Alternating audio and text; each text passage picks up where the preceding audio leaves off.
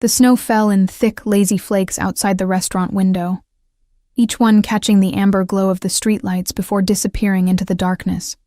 I pressed my forehead against the cold glass, watching my breath fog the surface, anything to distract myself from the fact that I was about to walk into the most humiliating evening of my life. A blind date. On Christmas Eve. At 26 years old. My best friend Sarah had set this up 3 weeks ago, her eyes bright with that meddling enthusiasm only happily married people possess. "His name is Dante," she'd said, gripping my hands across the coffee shop table. "He's successful, gorgeous, and he specifically asked about you after seeing your photo." I should have known then that something was off.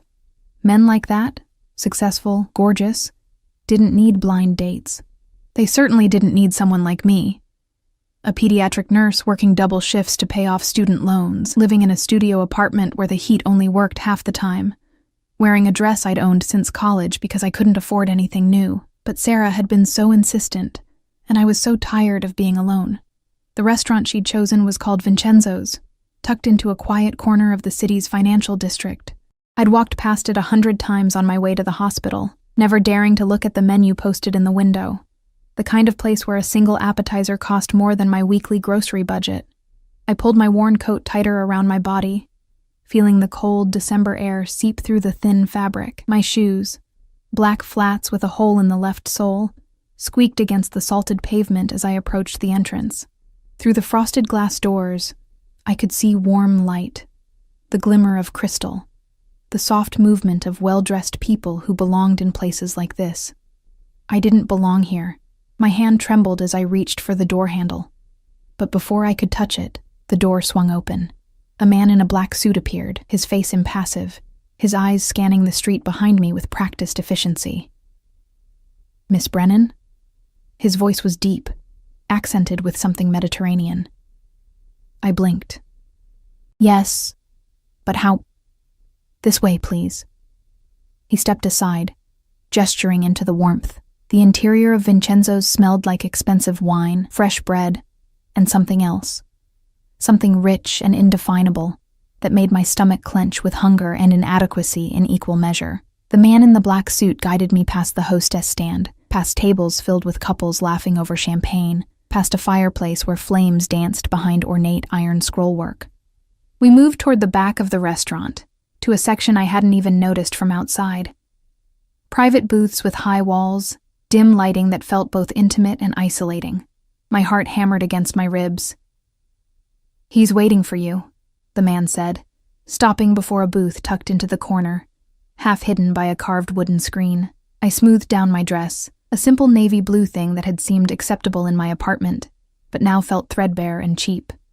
My fingers caught on a loose thread at the hem. Perfect. Then I saw him. He sat with his back to the wall, a position that gave him a clear view of the entire restaurant. The first thing I noticed was his suit. Charcoal gray, tailored so perfectly it looked like it had been painted onto his body. The second thing was his hands, resting on the table. Long fingers adorned with a single ring on his right hand, thick gold etched with symbols I couldn't decipher from this distance. The third thing was his face. Sarah had said gorgeous. She hadn't said devastating. He couldn't have been older than 32. Maybe 33. Dark hair swept back from a face that could have been carved from marble. Sharp jawline, high cheekbones, a mouth that looked cruel even when it wasn't smiling. But his eyes, God, his eyes. Even from several feet away, I could see they were dark, almost black, and they were fixed on me with an intensity that made my breath catch in my throat. He didn't stand when I approached, didn't smile, just watched me with those dark eyes as I stumbled forward, suddenly hyper-aware of every flaw. My chipped nail polish, the run in my tights I'd tried to hide with clear nail polish, the way my hair had frizzed in the cold. "Dante." My voice came out smaller than I'd intended. "Sit." Not a request. A command, delivered in a voice like smoke and gravel. I sat. The leather booth was soft, expensive, and I sank into it feeling like I was being swallowed. Across from me, Dante, if that was even his real name, continued to study me with those unsettling eyes. He hadn't touched the wine in front of him, a deep red that looked black in the dim light. "You're late," he said finally. What? No. Sarah said 7:30. It's only... I fumbled for my phone, but his hand moved, just slightly, and the man in the black suit appeared from nowhere, placing a glass of wine in front of me. 7:15, Dante said. I've been waiting since 7. My cheeks burned. I'm sorry, I thought... Sarah got the time wrong. He leaned back, and I caught a glimpse of something at his collar. A flash of ink, a tattoo creeping up from beneath the crisp white shirt. She does that sometimes, doesn't she? Gets details wrong. The way he said it made my spine straighten. You know Sarah? I know of Sarah. His eyes never left my face. Her husband works in acquisitions. We've crossed paths. Something about the way he said crossed paths made my stomach twist, but I couldn't pinpoint why. I reached for the wine glass, needing something to do with my hands, and took a sip.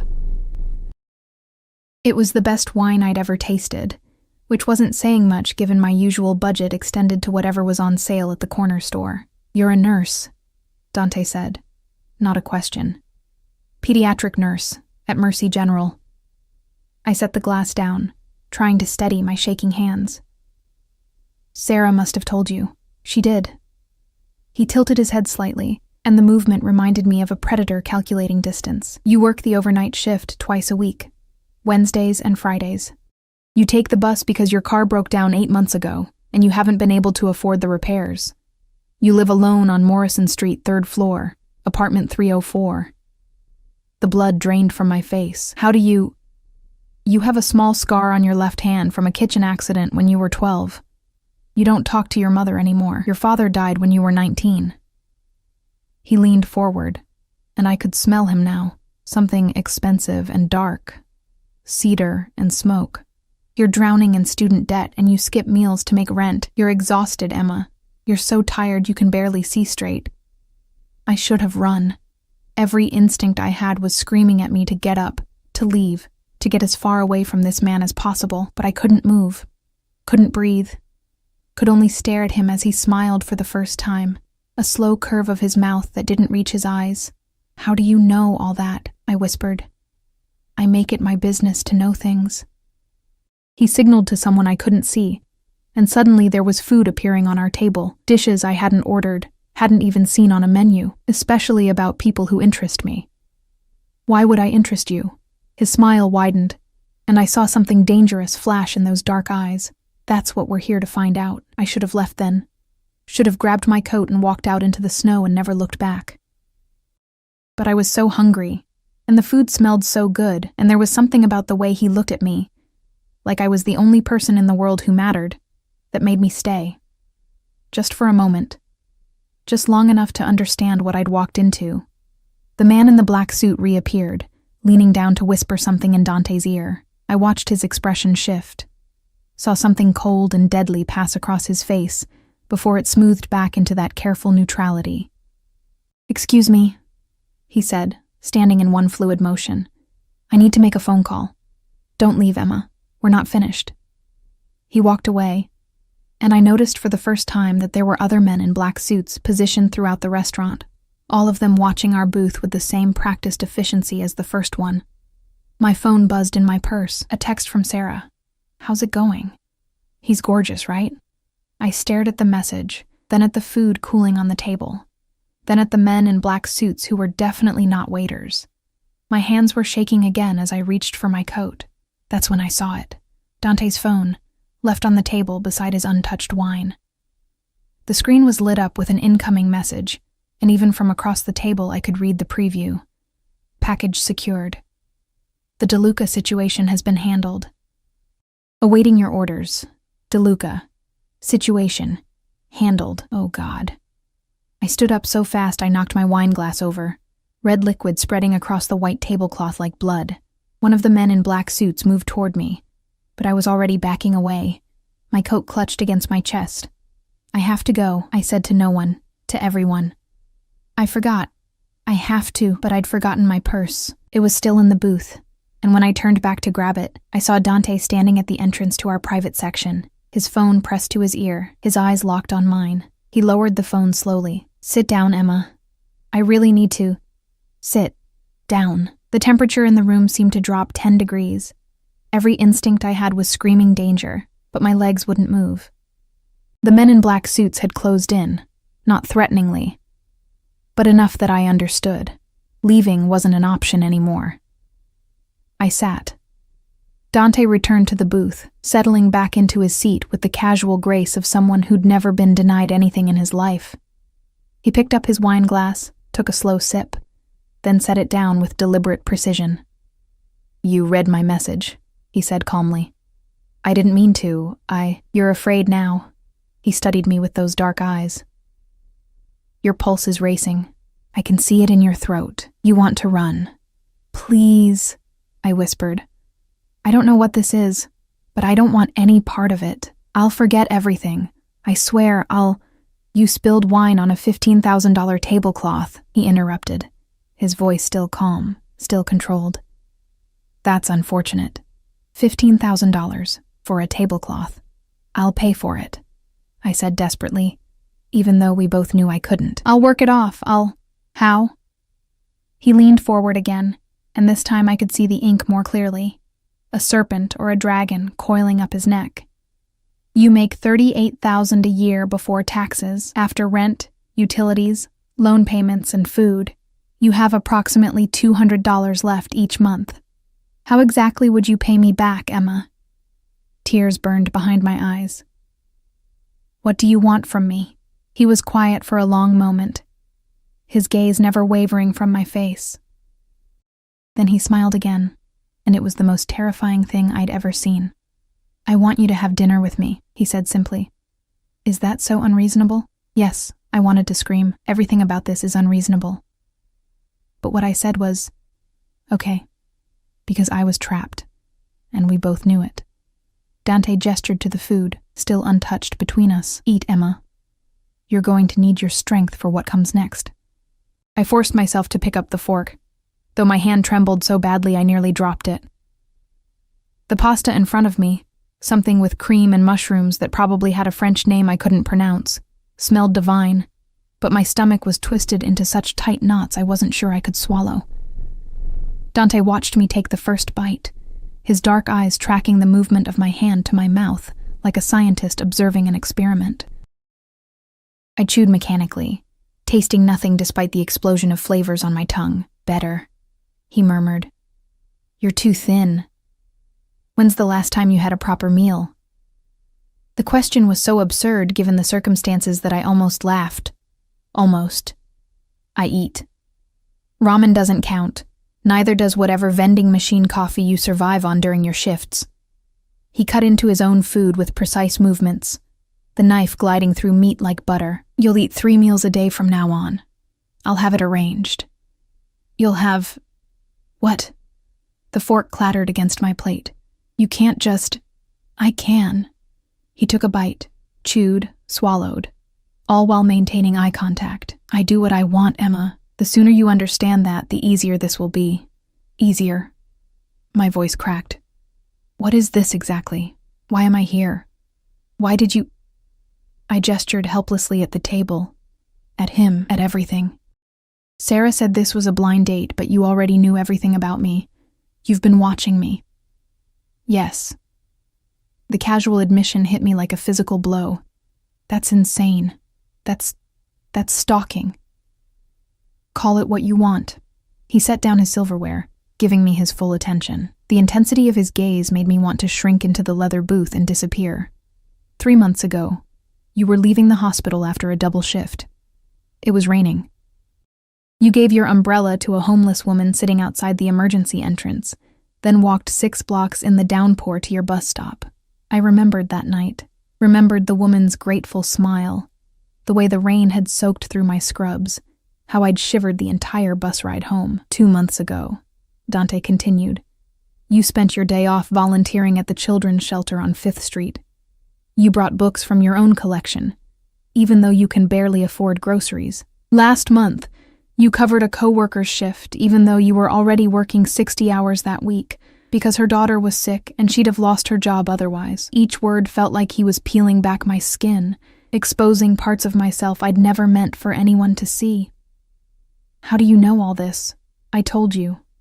I make it my business to know. He leaned back, that dangerous smile playing at his lips again. "You're a good person, Emma. Genuinely good. Do you have any idea how rare that is? How valuable?" I shook my head, trying to process. "People help other people. That's normal." "No." His voice went hard. "People look out for themselves. They take what they can get, and they don't look back. But you?" He tilted his head, studying me. "You give pieces of yourself away until there's nothing left. You sacrifice and struggle and suffer. And you do it with a smile because you think that's what you're supposed to do." Tears blurred my vision. I blinked them back furiously, refusing to cry in front of this stranger who somehow saw too much. "You don't know me. I know you better than anyone in your life." He said it with such certainty that I couldn't argue. "I know you're drowning and too proud to ask for help. I know you're exhausted and alone and barely holding on. And I know that tonight, you came here hoping maybe, just maybe, someone might see you as more than invisible." The tears spilled over then, hot tracks down my cold cheeks. I swiped at them angrily, humiliated. "What do you want from me?" Dante was quiet for a long moment. Then he reached across the table and caught my wrist. Not roughly, but firmly enough that I couldn't pull away. His thumb pressed against my pulse point, and I knew he could feel how fast my heart was racing. "I want to take care of you," he said softly. "I want to make sure you never skip another meal. Never work yourself into exhaustion. Never have to choose between paying rent and fixing your car. I want to give you everything you've been denying yourself." It sounded like a dream, like a fairy tale, like a trap. "Why?" I whispered. His grip on my wrist tightened fractionally. "Because you're mine now." The words should have terrified me. They did terrify me. But there was something else underneath the fear. Something warm and traitorous that whispered, "Someone sees you. Someone wants you. Someone cares." "I'm not—" I tried to pull my hand back, but he held firm. "You can't just decide that. I'm not a thing you can own. No." He agreed. "You're much more valuable than a thing." He released my wrist, but I could still feel the brand of his fingers on my skin. "Finish your dinner, Emma. Then we'll discuss the terms." "Terms?" My voice was barely audible. "Of our arrangement." I should have run, should have screamed, should have done anything except sit there and pick up my fork again, but my body moved without permission, scooping pasta and bringing it to my mouth. The food tasted like ash now. But I ate because he told me to, and some broken part of me didn't know how to refuse. Dante made a phone call in rapid Italian while I ate, his voice dropping to a dangerous growl at one point before smoothing out again. The men in black suits shifted positions around us, a choreographed dance of security I was only beginning to understand. When my plate was empty, when had I eaten it all, he ended the call and turned his full attention back to me. "Better?" he said approvingly, "some colors coming back to your face." He signaled, and one of his men appeared with a leather folder. Dante opened it, extracted something, and slid it across the table. A check. Made out to me. For $50,000. I stared at it, unable to process the numbers. "What is this?" "Consider it an advance." He said it like $50,000 was nothing. Pocket change. "That should cover your student loans, your back rent, and leave enough for you to buy some proper clothes and food. Tomorrow, someone will deliver a car to your apartment. Something reliable, safe. Your shift schedule at the hospital will be reduced to 3 days a week, normal hours only. You can't. I don't. My hands were shaking again, worse than before. "I can't accept this." "You can. You will." He pulled out another document, this one several pages long. "This is a contract. It outlines the terms of our arrangement. You'll read it, sign it, and then you'll come home with me tonight." The room tilted. "Home with you?" "No, absolutely not." Yes, no room for argument in that single word. "You're not going back to that apartment, Emma. It's not safe." Not safe from what? But I already knew the answer. Not safe from him. From whatever world he inhabited, whatever darkness he brought with him. From people who might want to hurt you to get to me. He said it so matter-of-factly, like violence was as natural as breathing. "The moment you walked through that door tonight, you became associated with me. That makes you a target. Then let me leave," I begged. Let me walk away.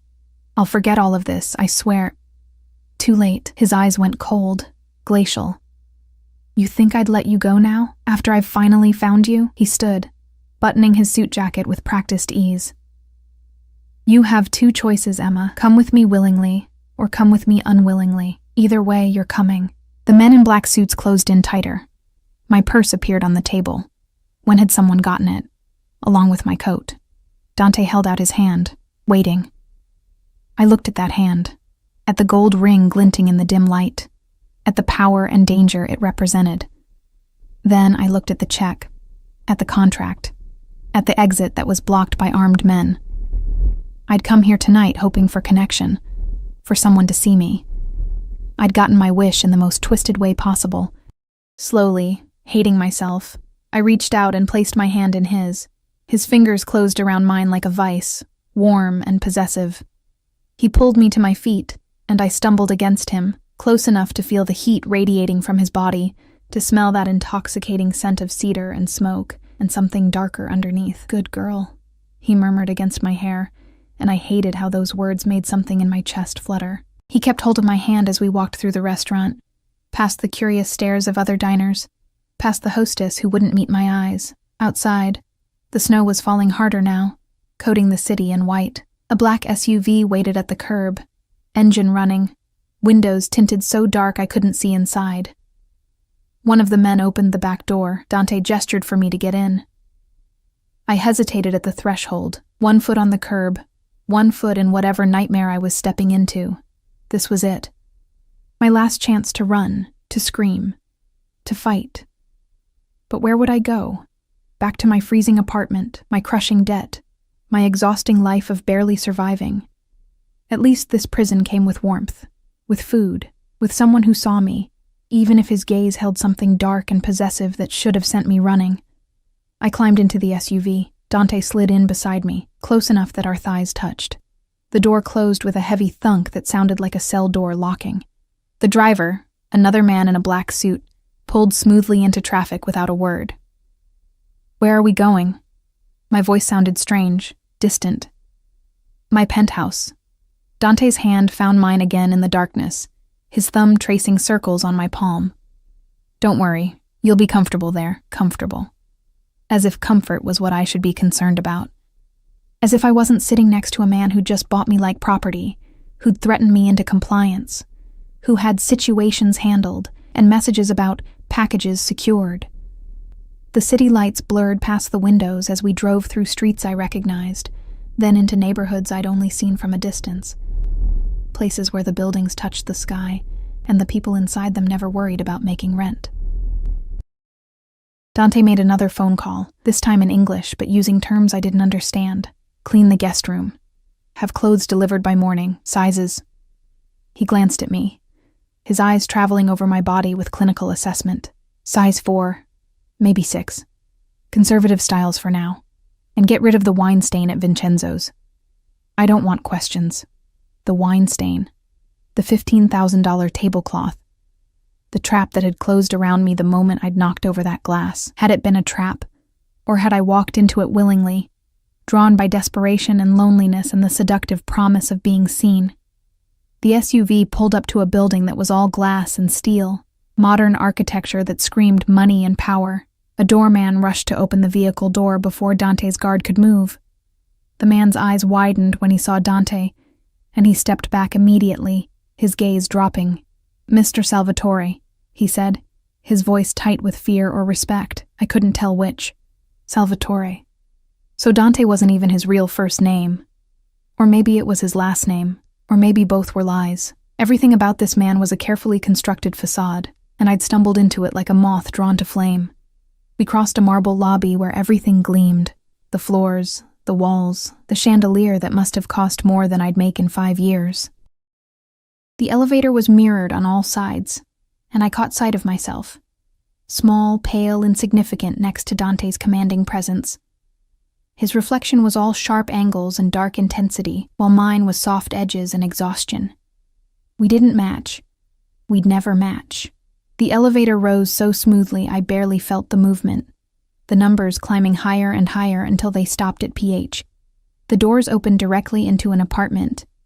No, a penthouse that took up the entire floor. Floor-to-ceiling windows overlooked the city, which sprawled below us like a carpet of stars. The interior was masculine and minimalist. Dark furniture, expensive art on the walls, surfaces so clean they looked untouched. It smelled like leather and wood polish, and that cedar scent I was beginning to associate with the man standing too close behind me. "Welcome home," Dante said, and the words felt like a life sentence. Home. The word echoed in my head as I stood frozen in the entrance, unable to move deeper into the space that felt more like a museum than a living area. Everything was too perfect, too pristine, too far removed from anything I'd ever known.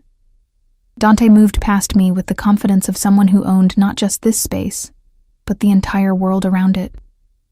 He shrugged off his suit jacket, revealing the crisp white shirt beneath, the holster I'd somehow missed seeing before now visible against his ribs.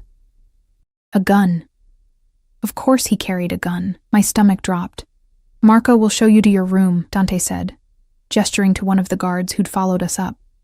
"You'll find everything you need. Tomorrow we'll discuss the details of our arrangement more thoroughly. Tonight, you rest. I can't stay here." The words burst out before I could stop them. "This is insane. You can't just—" "Emma." He turned to face me fully, and the look in his eyes silenced whatever protest I'd been forming. "You're exhausted. You're overwhelmed. But you're safe here. Safer than you've been in years. Tomorrow things will be clearer. For now, just breathe." Safe. The word was laughable coming from a man who'd essentially kidnapped me. But my body was betraying me, exhaustion crashing over me in waves now that the adrenaline was fading. When had I last slept more than 4 hours? When had I last felt warm all the way through? Marco, the guard, cleared his throat softly. "This way, Miss Brennan." I followed him down a hallway lined with abstract paintings that probably cost more than my entire life, past closed doors that hid God knows what, until we reached a room at the far end. He opened the door, and I stepped inside. It was bigger than my entire apartment. A massive bed dominated the space, covered in white linens that looked like clouds.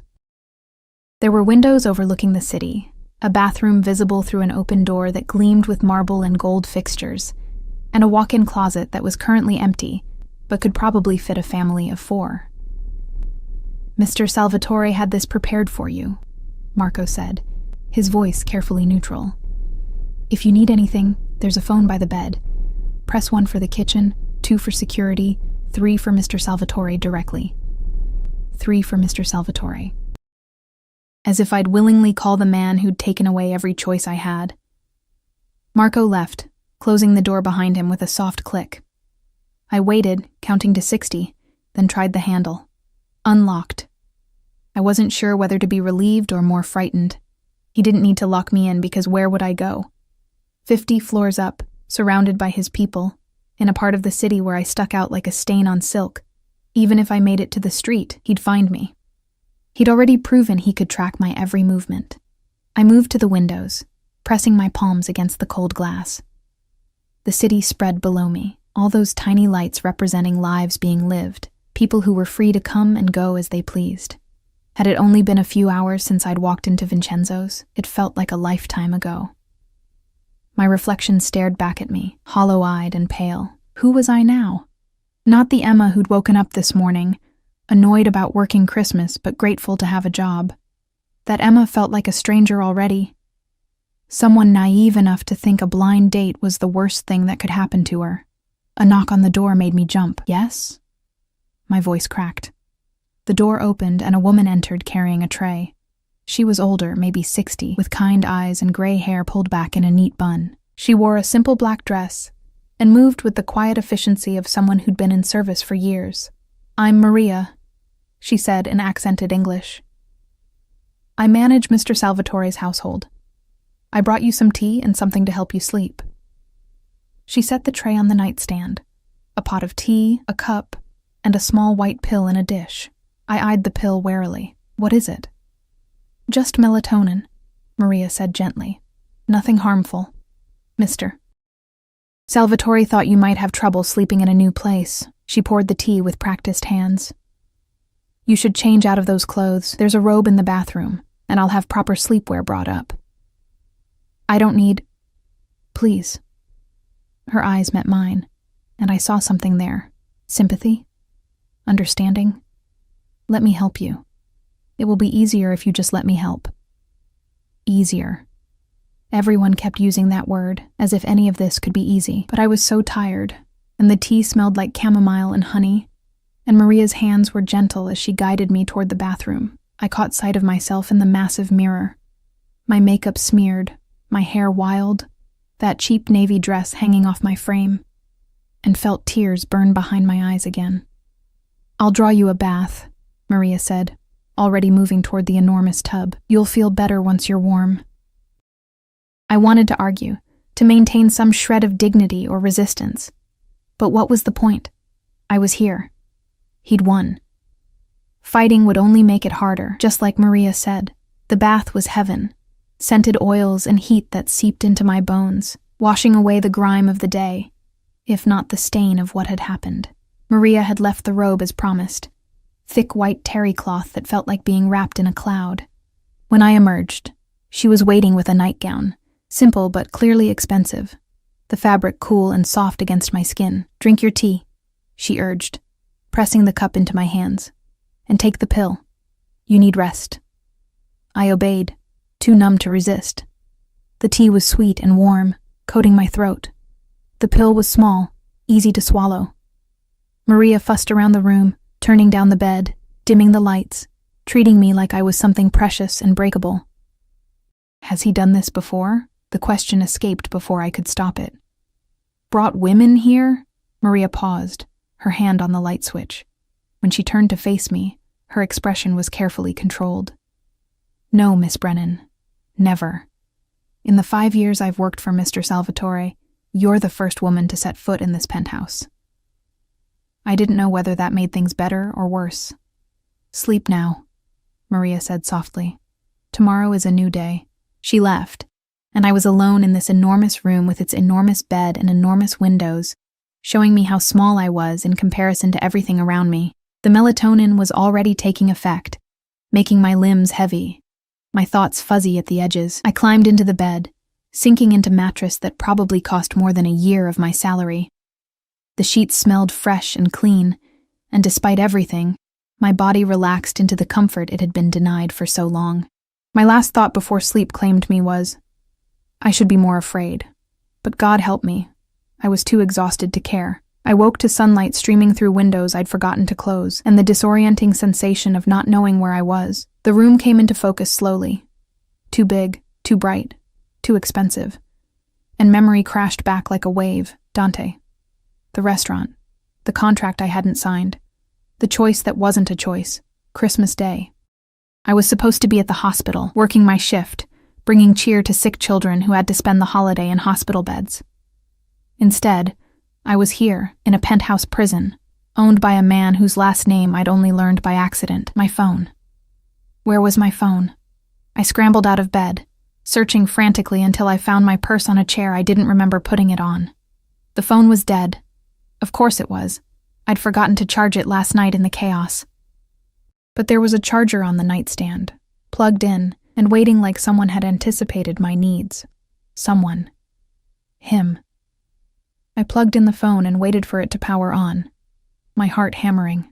15 missed calls from Sarah. A dozen texts asking if I was okay, if the date had gone well. Why wasn't I responding? The most recent one, sent at 2 a.m. Emma, please answer. I'm worried. Call me. My fingers hovered over the screen. What could I say? Hey, Sarah, your friend set me up with a mobster who's decided I belong to him now. Thanks for that. A knock on the door interrupted my spiral. Miss Brennan? Maria's voice, cheerful despite the early hour. Mr. Salvatore requests your presence for breakfast in 15 minutes. I've brought clothes. Requests, as if I could refuse. Maria entered with an armful of shopping bags, all from stores I'd never dared enter. She laid out options on the bed, jeans that looked like they'd actually fit, soft sweaters in neutral colors, undergarments still in their packaging that were definitely not from Target. "How did he know my size?" I asked, picking up a pair of jeans that were exactly my measurements. Maria smiled, but it didn't reach her eyes. "Mr. Salvatore is very thorough." Thorough. Another word for invasive, controlling, terrifying. I dressed in a daze. The jeans fit perfectly, as did the cream-colored sweater and the bra that probably cost more than my weekly grocery budget. Everything felt like armor and a costume at the same time, transforming me into someone who might belong in a place like this. Maria guided me back through the penthouse. And in daylight, I could see details I'd missed last night. Family photos in expensive frames. Dante as a child with people who had the same dark eyes, the same sharp features. Art that belonged in museums. Security cameras in every corner. Tiny red lights blinking like watching eyes. The dining room overlooked the city, all glass and light, and a table that could seat 12 but was set for 2. Dante sat at the head, reading something on a tablet, dressed casually in black pants and a dark gray sweater that somehow made him look more dangerous than the suit had. He looked up when I entered, those dark eyes traveling over me in assessment. Something flickered in his expression. Approval, possession, hunger, before it smoothed into neutrality. "Good morning, Emma. Sit." I sat in the chair to his right, the only one with a place setting. Coffee appeared immediately, poured by a young man in a white jacket who vanished as quickly as he'd come. The coffee smelled incredible, and despite my determination to resist everything about the situation, I wrapped my hands around the warm cup and took a sip. It was the best coffee I'd ever tasted. "You slept well," Dante observed. Not a question. "How would you know?" He gestured to something I couldn't see. "The cameras showed you didn't move all night. That's good. You needed rest." "Cameras. In my bedroom. Watching me sleep." The coffee turned to acid in my stomach. "You watched me sleep?" "My security team monitors all areas of the penthouse." He said it like it was perfectly reasonable. "For your safety." "That's..." I set down the cup before I threw it. "That's a violation. You can't just..." "I can." He leaned back in his chair, studying me with that unsettling intensity. "And I will. Every moment you're in my care, I need to know you're safe. That means cameras, guards, and yes, monitoring where you are and what you're doing. You'll get used to it. I'll never get used to being watched like a prisoner." "You're not a prisoner." His voice hardened slightly. "Prisoners don't get designer clothes and gourmet meals. Prisoners don't have every comfort provided for them. Prisoners don't get offered $50,000 and a better life. Prisoners don't get choices either." I shot back, surprising myself with the venom in my voice, just like I didn't get a choice about being here. Silence fell between us, tense and crackling. Dante's jaw tightened, and I saw his hands flex against the table. Once, twice, before he controlled whatever impulse had risen. "You're right," he said finally. And the admission shocked me. "You didn't get a choice. But Emma, if I'd given you one, what would you have chosen? To go back to that apartment where the heat doesn't work? To keep drowning in debt? To work yourself to death for people who don't appreciate what you do? That's not..." "Yes, it is." He leaned forward, and I found myself trapped in his gaze. "I'm offering you a way out. Security, comfort, protection. All you have to do is accept it. And what do you get?" I demanded. "Nobody does this out of kindness. What do you want from me?" The smile that curved his lips was dark and predatory. "I want you. Here, with me, where I can see you and know you're safe. I want to come home and find you waiting. I want to give you everything you've been denied and watch you bloom." "Is that so terrible?" "Yes," I wanted to scream. "Because it's not real. Because you're not offering me freedom. You're offering me a gilded cage." But the words stuck in my throat, because part of me, a broken, desperate part, whispered, "Would that be so bad?" Food arrived then, plate after plate of breakfast items I'd only seen in magazines. Eggs Benedict, fresh fruit, pastries that smelled like butter and sugar and heaven. My stomach growled despite my anger, betraying me. "Eat," Dante commanded softly. "Then we'll talk about the contract." The contract. The terms of my imprisonment. I picked up my fork, hating myself, hating him, hating how good the food tasted and how warm the penthouse was, and how the clothes fit perfectly, and how some twisted part of me was already wondering what it would be like to just surrender, to stop fighting and let someone else carry the weight for a while, even if that someone was the devil himself. The contract sat between us on the table like a coiled snake, its pages crisp and white against the dark wood. Dante had produced it after breakfast, sliding it across to me with the same casual confidence he applied to everything else, as if my signature was inevitable, a foregone conclusion. "Read it carefully," he said, refilling my coffee cup without asking if I wanted more. "Take your time. Ask questions." I pulled the document closer, my hand still trembling slightly from the caffeine or the fear or both. The letterhead read Salvatore Enterprises in embossed letters, and the first page was dense with legal terminology that made my head swim. But I forced myself to focus, to read every word, because this wasn't just a contract. It was the terms of whatever prison sentence I'd stumbled into. The basics were clear enough. I would reside at Dante's penthouse for a minimum of 6 months. During that time, all my expenses would be covered: food, clothing, medical care, anything I needed. My student loans would be paid in full. A monthly allowance of $5,000 would be deposited into my account. In return, I would be available to Dante as he required. Available. The word made my skin crawl. "What does available mean?" I asked, my voice tight. Dante leaned back in his chair, watching me over the rim of his coffee cup. "It means you're mine. You live here, you follow my rules, and when I want your company, you provide it. Company." I forced myself to meet his eyes. "You mean sex?" "If that's what I want, yes." He said it without shame, without hesitation. "But that's not all I want, Emma. I want someone to talk to at the end of a long day, someone to share meals with, someone who's here, present, not just physically but emotionally. You want a girlfriend." The word tasted bitter.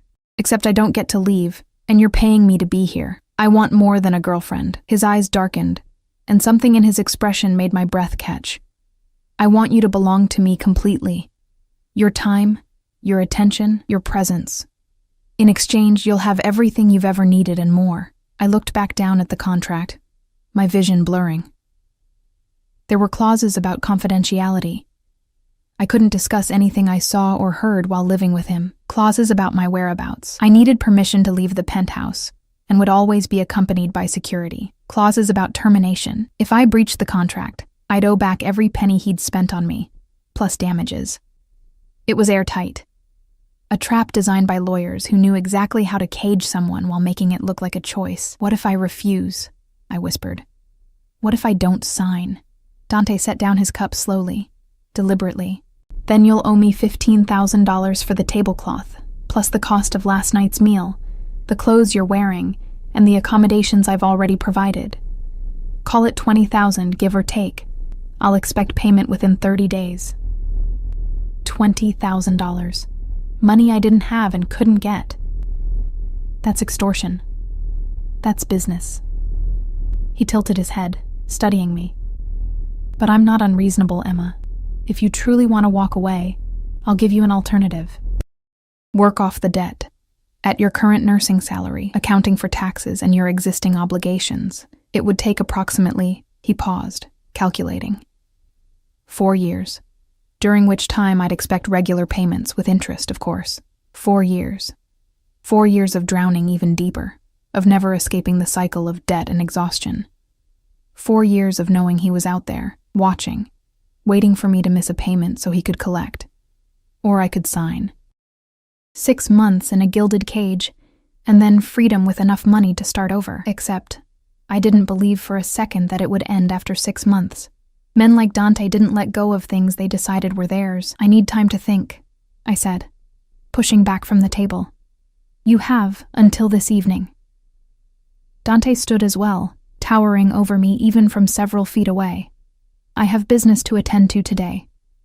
Marco and 2 other guards will remain here with you. Maria will help you settle in, explore the penthouse, rest, do whatever you need. But Emma..." His hand caught my chin, tilting my face up to meet his gaze. "Don't try to leave. You won't make it past the lobby, and I'd hate to have to bring you back by force." The touch sent electricity through me. Fear and something else. Something I didn't want to name. His thumb brushed across my lower lip, a gesture so intimate and possessive that I froze. "Good girl," he murmured, then released me and walked away, his footsteps silent on the expensive floors. I stood there for a long moment after he left, my chin burning where he'd touched it, my heart racing in my chest. Through the windows, I could see the city waking up properly now. Christmas morning, families gathering, people living normal lives while I stood in a penthouse prison, trying to decide if I should sign away 6 months of my life. Maria appeared in the doorway, her expression carefully neutral. "Would you like a tour of the penthouse, Miss Brennan? Or perhaps you'd prefer to rest?" "A tour," I said, needing to move, to do something other than stand here spiraling. The penthouse was even larger than I'd realized. 4 bedrooms, each with its own bathroom. A library with floor-to-ceiling bookshelves filled with volumes in multiple languages. A gym that was better equipped than any I'd seen.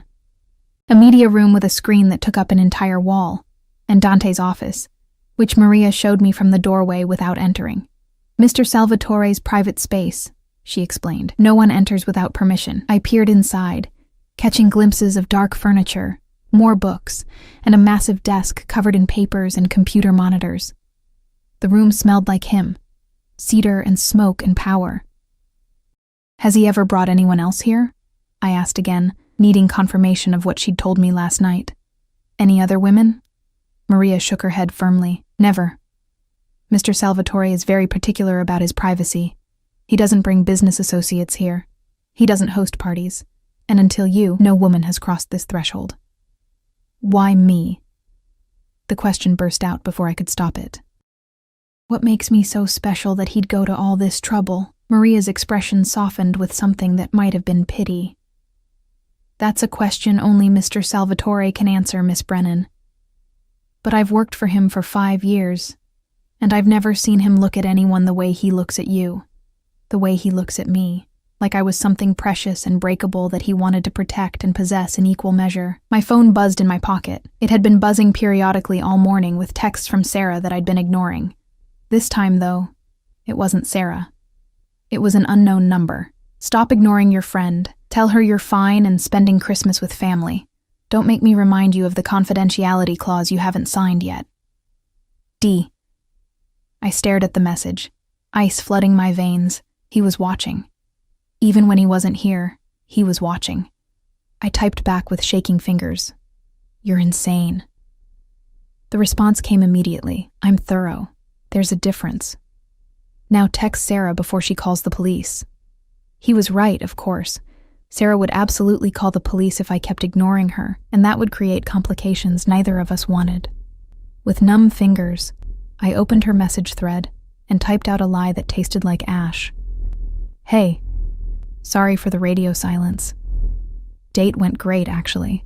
Ended up going to his place and then his family's house for Christmas. Phone died. I'm fine, having a good time. We'll call you tomorrow." The response was instantaneous. "OMG, Emma! I knew you two would hit it off. Tell me everything tomorrow. Merry Christmas." I locked my phone and shoved it back in my pocket, feeling sick. "Miss Brennan?" Maria's voice was gentle. "Perhaps you should rest. You look pale." "I'm fine," I lied, but my legs were shaking and my vision was swimming at the edges. Maria guided me back to my room, my cage, and helped me onto the bed. "Just breathe," she said softly. "It gets easier." "Has he done this before?" I asked again, desperate for different answers. "To other people? Does he always—" "Mr. Salvatore is a complicated man," Maria interrupted carefully. "But he's not cruel, Miss Brennan.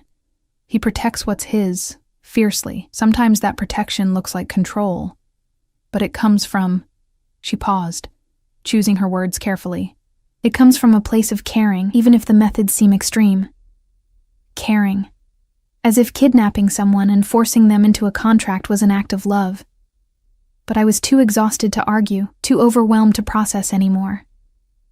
I let Maria tuck a blanket around me like I was a child, let her dim the lights and promise to check on me later. When the door closed and I was alone, I finally let the tears come, hot Angry tears that soaked into the expensive pillowcase. What had I become in less than 24 hours? A possession. A kept woman. A bird in a gilded cage who was already learning that fighting only made the bars feel tighter.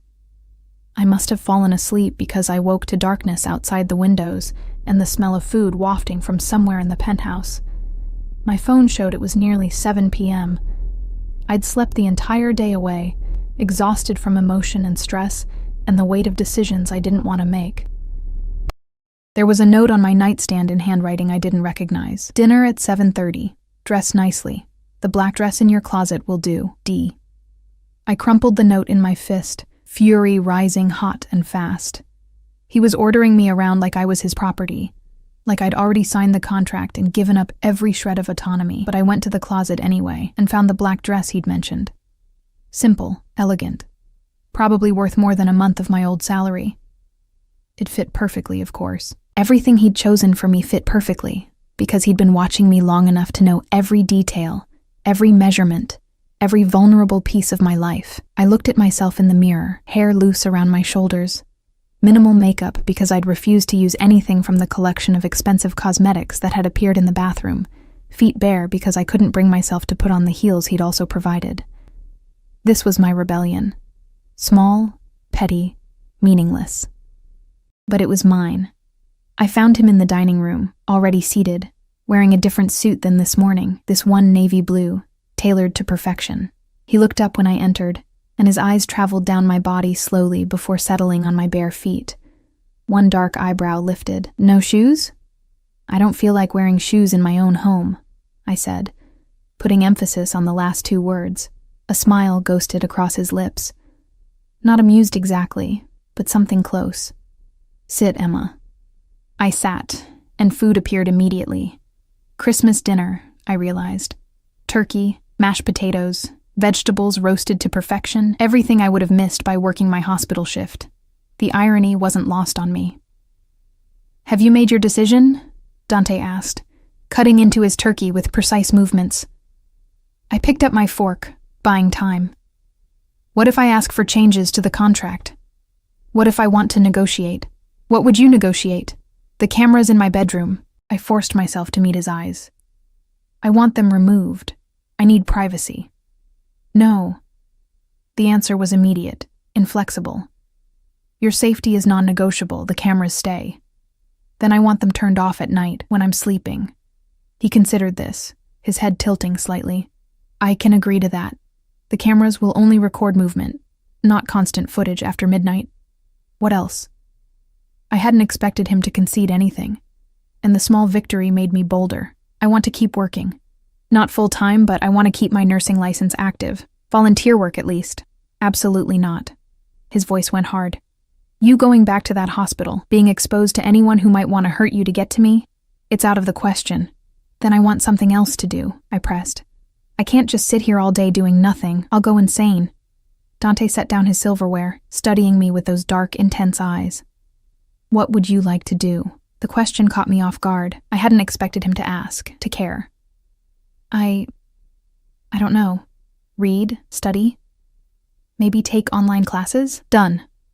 He pulled out his phone and typed something quickly. You'll have access to any educational platform you want, any books you desire, anything to keep your mind occupied. But Emma... He looked up, pinning me with his gaze. You stay here, in this penthouse, under my protection. That's not negotiable. Protection. The word he used when he meant control. But it was more than I'd had this morning. Small freedoms, tiny concessions, proof that maybe he wasn't completely inflexible. 6 months, I said quietly. And then I'm free? Completely free? Something flickered in his expression, too quick to read. 6 months. After that, we'll discuss the terms of extending our arrangement. I don't want to extend. You will. He said it with absolute certainty, like he could see the future and knew exactly how this would end. 6 months from now, Emma, you won't want to leave. You'll have everything you need, everything you've been missing. You'll be safe, cared for, protected. Why would you choose to go back to struggling? Because I'll be free, I wanted to say, because freedom is worth more than comfort. But I didn't say it. I just picked up my fork and ate the expensive Christmas dinner in silence, while Dante watched me with those dark, possessive eyes. After dinner, he produced the contract again. "Sign it, Emma. Stop torturing yourself with the illusion of choice. We both know how this ends." He was right. He'd always been right. From the moment I'd walked into Vincenzo's, maybe even before that, my fate had been sealed. I picked up the pen he offered, heavy, expensive, probably worth more than my weekly paycheck had been. The signature page stared up at me, that blank line waiting for my name. 6 months. I could survive 6 months. I signed. Dante took the contract, his fingers brushing mine deliberately, and something in his expression shifted. Triumph, possession, satisfaction. He pulled out his phone, and within seconds, I heard the chime of a notification on mine. I checked it. A bank transfer confirmation. $50,000, just like he'd promised.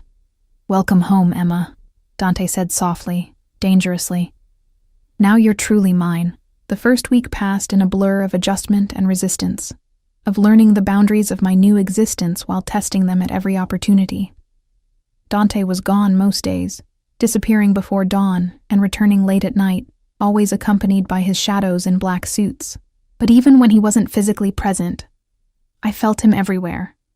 In the cameras that tracked my movements, in Maria's careful management of my schedule, in the guards who appeared whenever I approached a door or window. I tried to establish a routine.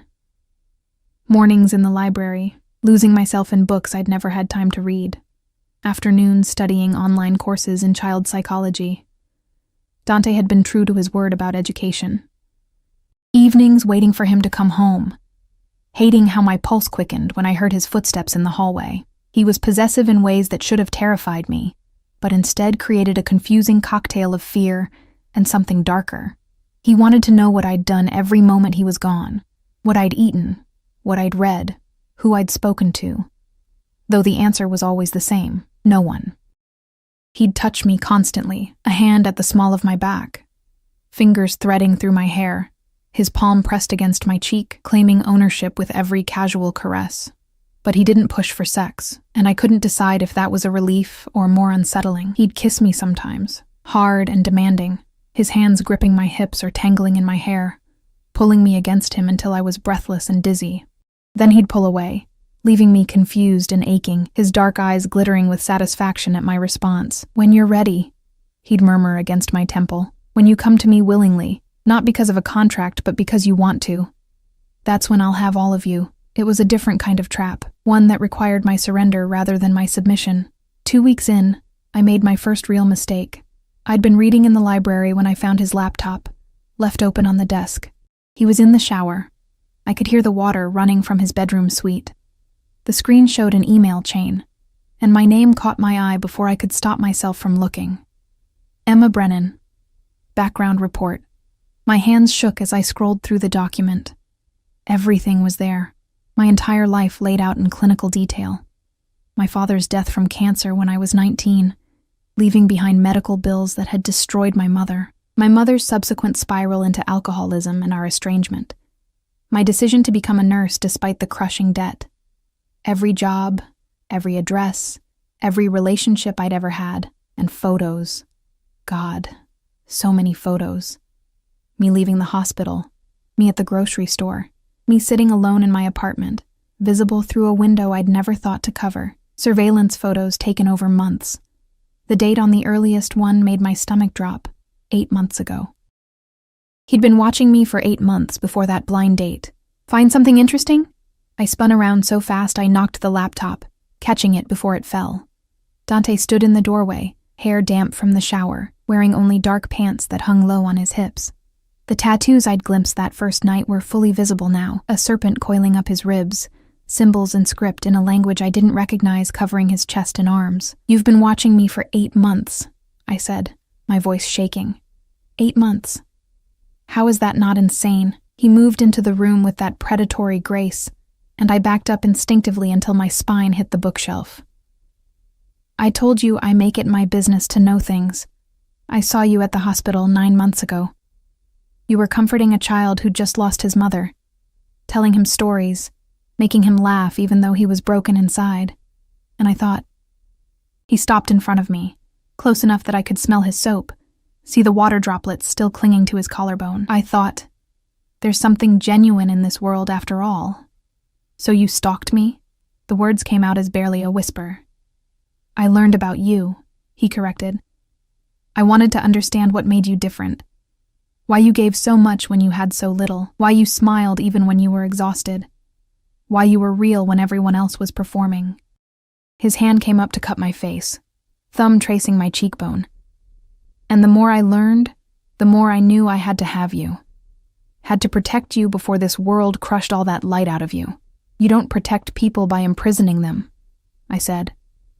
But my voice had lost its strength. His touch was doing things to me, making my thoughts fuzzy, my resistance crumble. Don't I? His other hand found my waist, pulling me against him. You're not exhausted anymore. You're not skipping meals or working yourself into the ground. You're safe, warm, fed, educated. Tell me, Emma, would you be better off back in that apartment, drowning in debt, alone on Christmas? I wanted to say yes, wanted to tell him that poverty and freedom were better than gilded cages and possession, but the words wouldn't come, because some traitorous part of me knew he was right. I hate you, I whispered instead. No, you don't. He leaned down, his lips brushing my ear. You hate that I'm right. You hate that you're starting to like it here. You hate that when I touch you. You don't want me to stop. His mouth found mine before I could deny it. And God help me, I kissed him back. Kissed him with all the frustration and confusion and desperate loneliness I'd been carrying for years. His hands gripped my hips, lifting me onto the desk, the laptop pushed aside carelessly. I wrapped my legs around him without thinking, pulling him closer, needing something I couldn't name. He broke the kiss, breathing hard, his forehead resting against mine. Say you want this. Say you want me. The words stuck in my throat, too honest, too much of a surrender. Not yet, he murmured, reading my silence. But soon, Emma, soon you'll admit it. He stepped back, leaving me cold and wanting on the desk, and walked away like nothing had happened. Like he hadn't just proven exactly how much control he had over me. 3 weeks became a month. A month became 6 weeks. The routine became normal, and normal became comfortable. And comfortable became dangerous because I was forgetting what my old life had felt like. Dante was complicated, brutal in business. I'd overheard enough phone calls to understand the kind of man he was, the violence he commanded with a few words. But with me, he was different. Possessive, yes. Controlling, absolutely. But never cruel. He remembered that I liked my coffee with too much cream. He bought me books before I knew I wanted them. He'd find me studying late at night and carry me to bed without a word, tucking me in like I was something precious. It was Stockholm Syndrome, I told myself. Basic psychology. But knowing the name for it didn't make it less effective. The incident that changed everything happened on a Tuesday, 6 weeks into my captivity. I'd been reading in the living room when I heard shouting from Dante's office. Rare, because he was always controlled, always measured. Then a crash, breaking glass, and Dante's voice dropping to that dangerous quiet that was somehow more frightening than yelling. Marco appeared in the doorway, his expression grim. Miss Brennan, please go to your room. What's happening? Now, Miss Brennan. But before I could move, Dante's office door flew open, and a man stumbled out, bloodied, terrified, with Dante following behind him like an avenging angel. The gun in Dante's hand was casual, an extension of his body, pointed at the man's spine. You stole from me, Dante said, his voice like ice. You thought I wouldn't notice.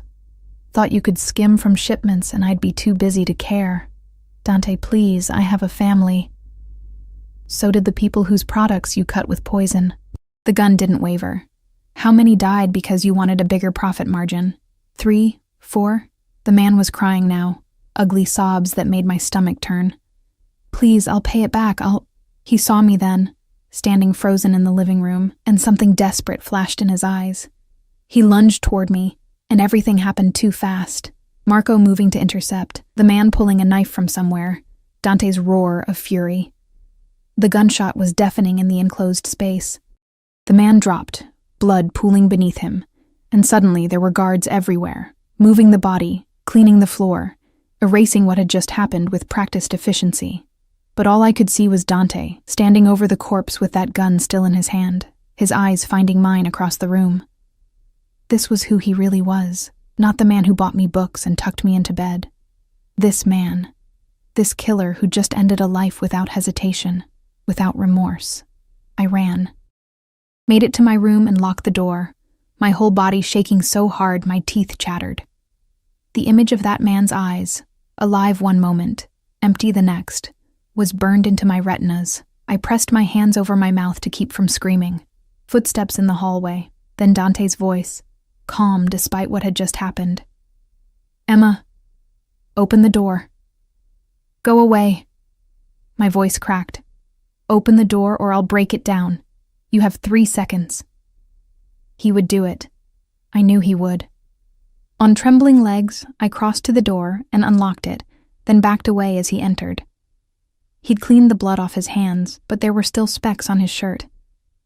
He closed the door behind him, studying me with those dark eyes that saw too much. "You're afraid of me now," he observed. "You killed someone."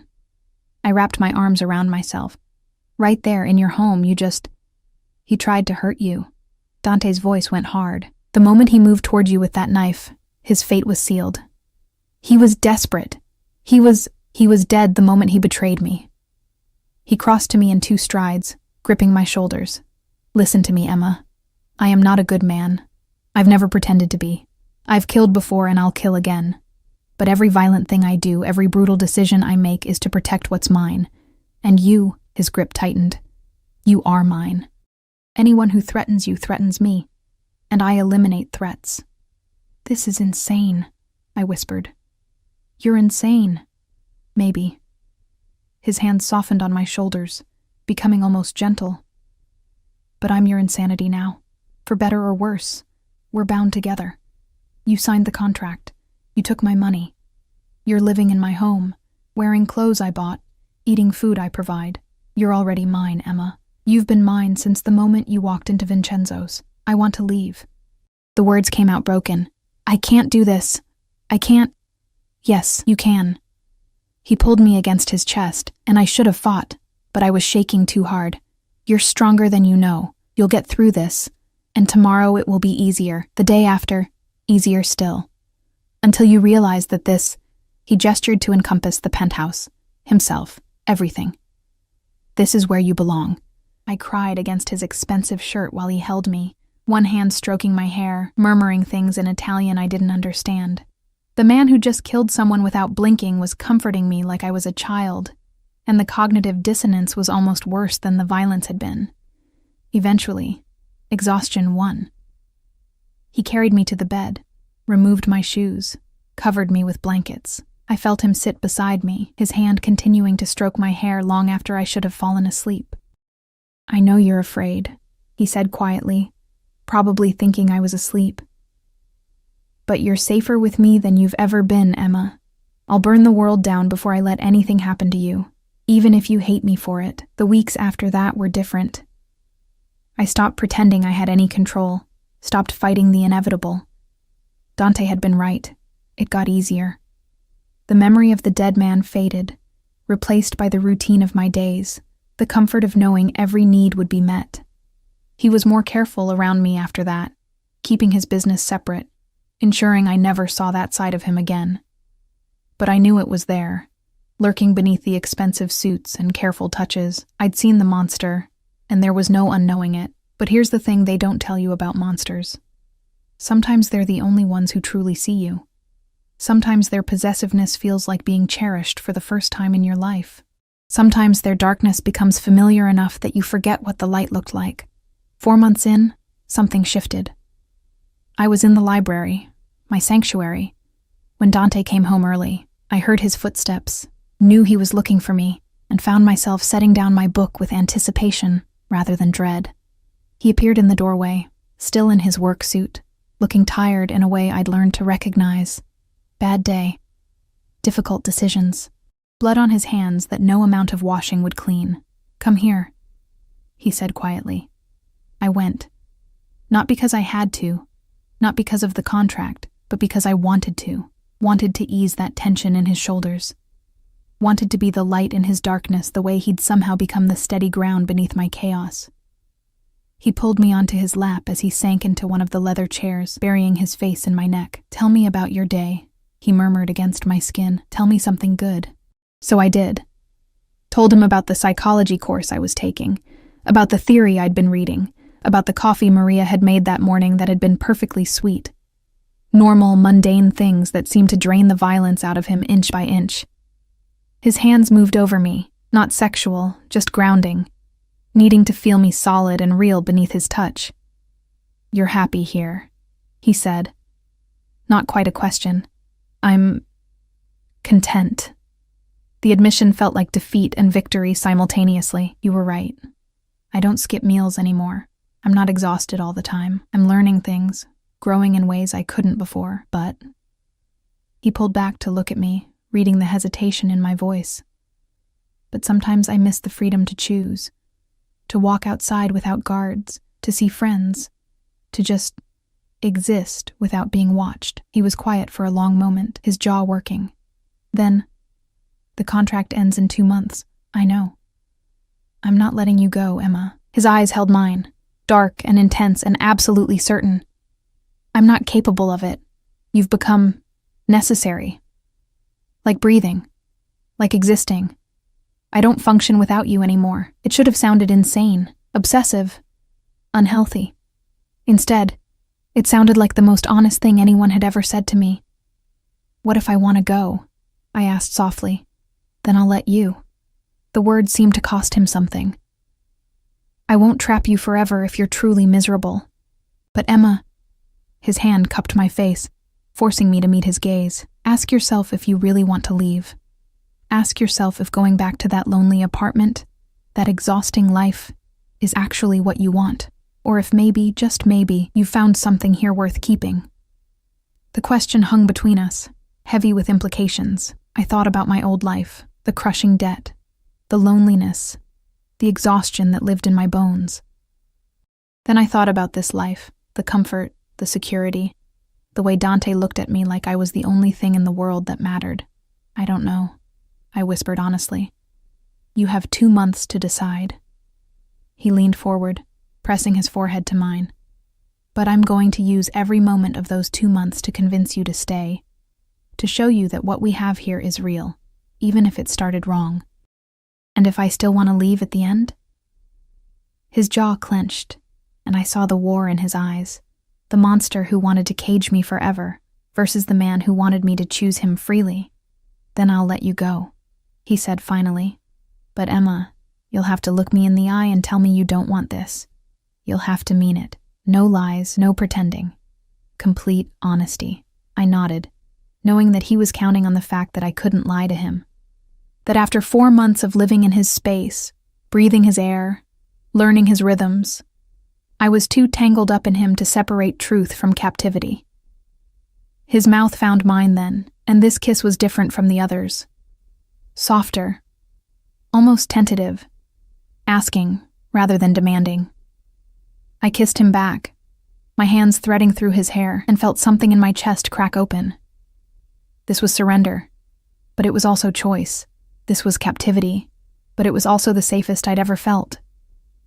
This was wrong, but it was also the only thing that had felt right in years. When we broke apart, both breathing hard, he pressed his lips to my forehead.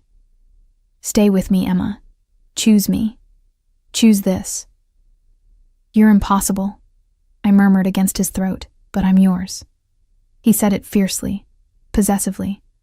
"Completely and utterly yours, even if you don't realize it yet. This thing between us, it goes both ways. You've caged me just as much as I've caged you." The final 2 months passed in a blur of growing intimacy. Dante kept his promise.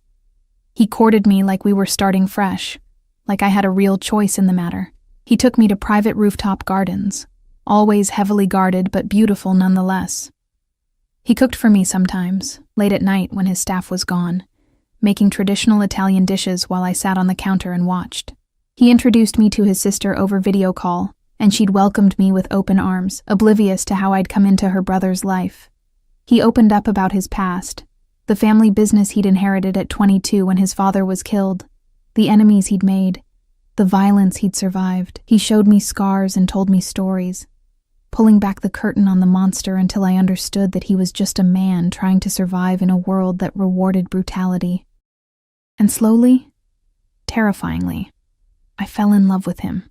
Not the Stockholm Syndrome kind of love, though maybe that was part of it, but real love.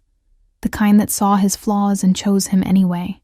The kind that made my heart race when he walked through the door. The kind that made me reach for him in the night, needing his warmth, his presence, his impossible certainty that we belonged together.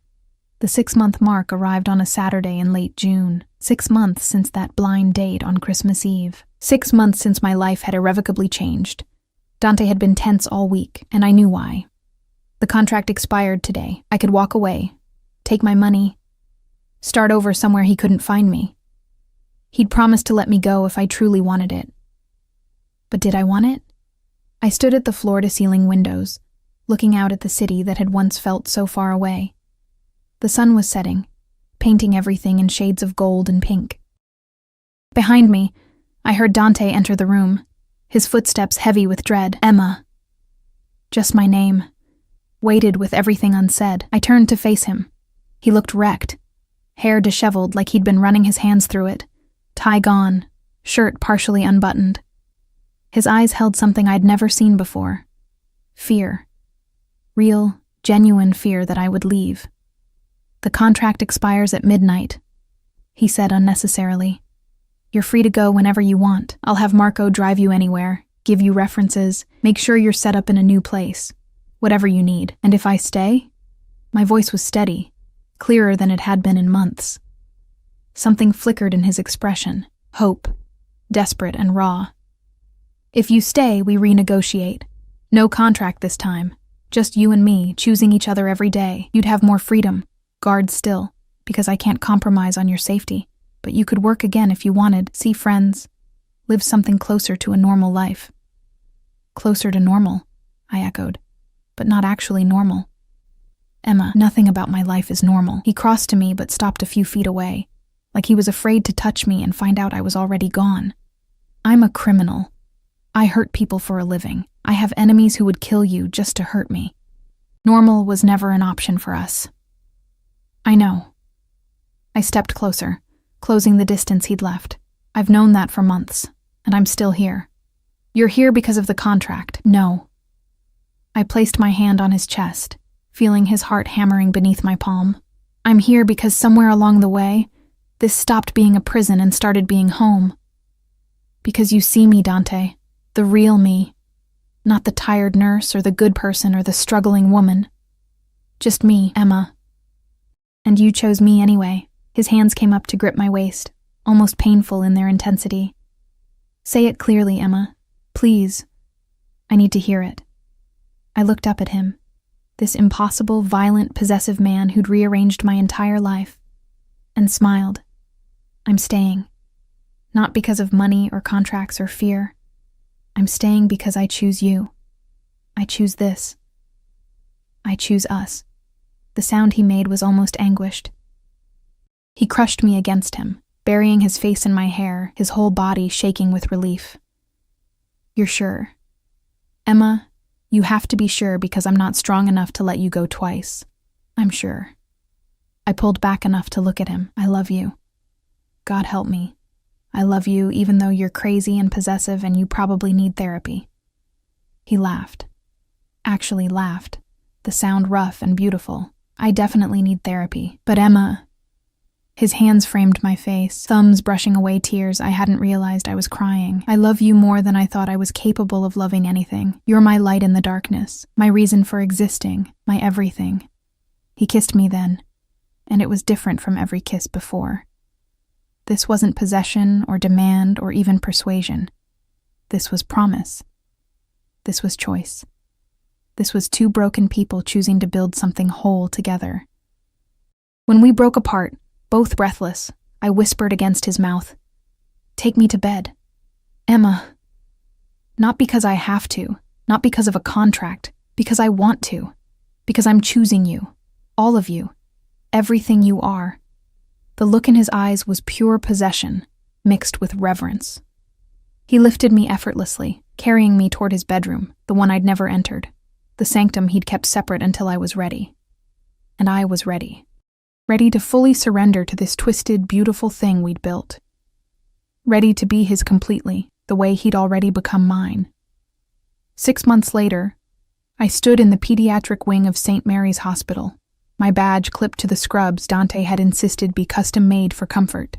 The children gathered around as I finished reading a story, their faces bright with laughter despite their circumstances. "Miss Emma, will you come back tomorrow?" a little girl asked, her IV pole draped with decorations I'd brought. "I'll be here every Tuesday and Thursday," I promised, ruffling her hair. "You can count on it."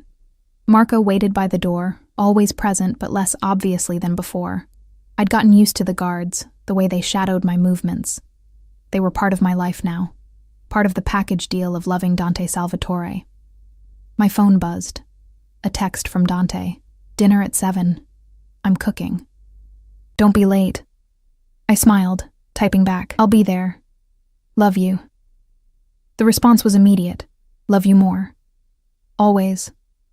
Sarah had eventually learned the truth, or a version of it, and had been horrified at first, but she'd seen how I'd changed, how I glowed now, how the exhaustion had left my eyes. She didn't understand it, couldn't comprehend how I'd fallen for a man like Dante, but she'd accepted it because she saw I was happy. And I was. Deliriously, impossibly happy in a life that should have been a nightmare, but had somehow become a dream. Was it healthy? Probably not. Was it conventional? Absolutely not. But it was mine. Chosen freely after all the illusions had been stripped away. I'd come to that blind date on Christmas Eve expecting nothing, hoping for connection, terrified of disappointment. Instead, I'd found a man who'd seen me at my most invisible and decided I was worth everything. Who'd taken my life apart and rebuilt it into something stronger, even if his methods were questionable. I'd found home in the most unexpected place. In the arms of a monster who loved me like I was his salvation, and maybe I was. Maybe we saved each other, him from his darkness, me from my invisible drowning. Maybe that's what love was supposed to be. Two broken people becoming whole together. As I left the hospital that evening, Marco falling into step beside me, I thought about that girl who'd walked into Vincenzo's 6 months ago. She'd been so afraid, so lost, so alone. She wasn't any of those things anymore. I was Emma Salvatore now. We'd gotten married in a small ceremony 3 months ago, just family and his closest associates. I was a Mafia wife, a kept woman, a bird in a gilded cage who'd learned to love her prison because it came with wings. The SUV waited at the curb, warm and safe, ready to take me home to the man who'd orchestrated my entire life with the precision of a maestro conducting a symphony. I climbed in, thinking about the dinner waiting, the life we were building, the future stretching ahead of us. Unconventional, complicated, perfectly imperfect. My phone buzzed again. "Hurry home, Emma. I miss you." And I realized that somewhere between captivity and choice, between fear and love, I'd stopped running from Dante Salvatore. I'd run toward him instead, and I'd never been happier.